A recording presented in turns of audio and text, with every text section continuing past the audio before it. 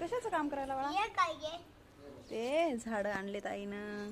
झालं वाव दे वाव. दे दे हं? वाव दे दे ये डाल तुटते तुटते तुटते तसं पकडू नये. पिवळी गणेरी इथं ठेवत असं. अजून ये तिकडं तिकडं आहे. तिकडं मी आणतो आण आण. तिकडून जाऊन आणतो हम्म. इकडे आलो तिकडं आला बरं बरं. मी आणतो हम्म. घ्या अरे हां टाका. अजून घेऊन येतो हम्म.